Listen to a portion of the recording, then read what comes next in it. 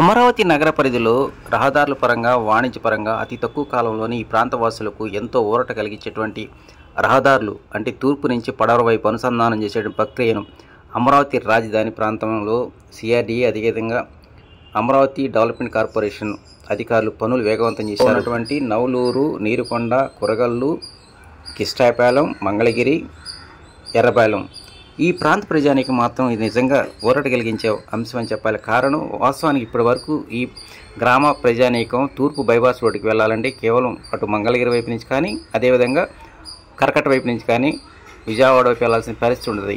రానున్న కాలంలో అమరావతి నగర అభివృద్ధి నేపథ్యంలోనే ఈ ప్రాంత ప్రజానీకం డైరెక్ట్గా తూర్పు బైపాస్ రోడ్ చేరడానికి 2 మార్గాలు ఎంచుకున్నారు. అదే E11, E13.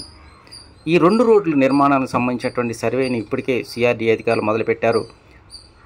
గతంలో చెప్పిన విధంగానే ఎయిమ్స్ హాస్పిటల్ సమీపంలో కొండకు దక్షిణ వైపు నుంచి ఒక రోడ్డు, కొండకు ఉత్తరం వైపు నుంచి మరో రోడ్డు, ఈ 2 రోడ్ల నిర్మాణానికి సంబంధించినటువంటి పనులకు సంబంధించి అమరావతి డెవలప్మెంట్ కార్పొరేషన్ అధికారులు అదేవిధంగా ఫారెస్ట్ అధికారులతో కలిసి గత వారం రోజుల నుంచి ఈ కొండ చుట్టూ సర్వే నిర్వహిస్తూ ఉన్నారు.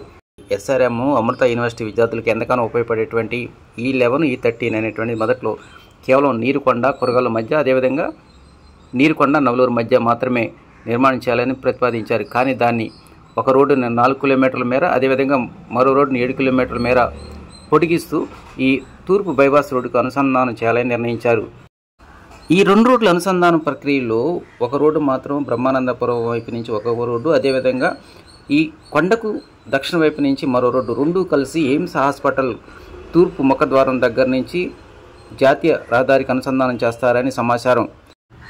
గత కొద్ది కాలంగా మంగళగిరి ఫారెస్టు అదేవిధంగా సిఆర్డీఏ అమరావతి డెవలప్మెంట్ కార్పొరేషన్ అధికారులు ఈ కొండ చుట్టూ సర్వే మొదలుపెట్టారు. ఎక్కడ సాధ్యాలు ఉన్నాయనే అంశంపై అదేవిధంగా ఏకకాలంలో అటు నవలూరు నుంచి ఎయిమ్స్ హాస్పిటల్కి వెళ్ళడానికి అడ్డంకిగా ఉన్నటువంటి రైల్వే బ్రిడ్జి నిర్మాణం సంబంధించి కూడా ఈ ల్యాండ్ లెవెలింగ్ సర్వే సంబంధించినటువంటి ప్రైవేట్ సంస్థ వాళ్ళు కూడా గత 2 రోజుల నుంచి సర్వే మొదలుపెట్టారు. ఏది ఏమైనా అతి తక్కువ సమయంలోనే ఈ రోడ్డు నిర్మాణం ఓ కొలికి తీసుకొచ్చే విషయంలో మాత్రం సిఆర్డీ అధికారులు ముందున్నారని చెప్పాలి.